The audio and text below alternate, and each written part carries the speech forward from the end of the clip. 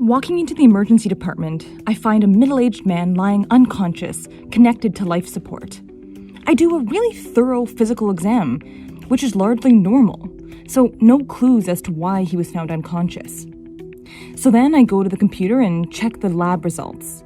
The CT scan of his head is normal, but there are some abnormalities on his blood work.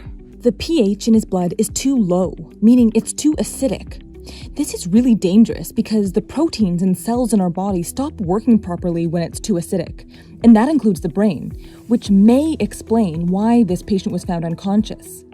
We're already checking for the most common causes like lactic acid buildup or kidney failure, but so far all these tests are normal.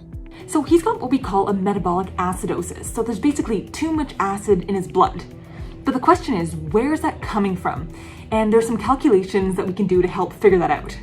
Using a calculation called the osmolar gap, I can determine if there's a substance in his blood that we aren't testing for, something that might explain the high acid levels.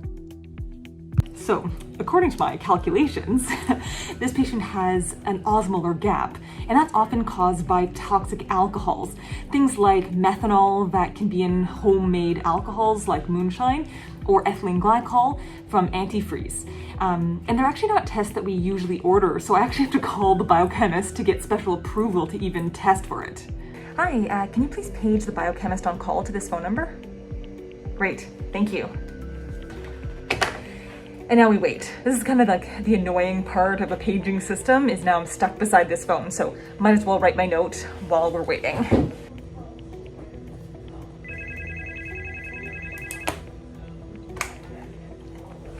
Hi, this is Siobhan from ICU. Great, thank you so much for getting back to me. Yes, so I've got a 56-year-old man who was found unconscious with an unexplained osmolar gap, and I'm hoping to get approval to send off the toxic alcohol panel.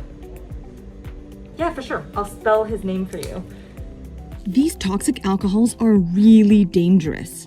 Methanol can be found in moonshine, which is a homemade alcohol.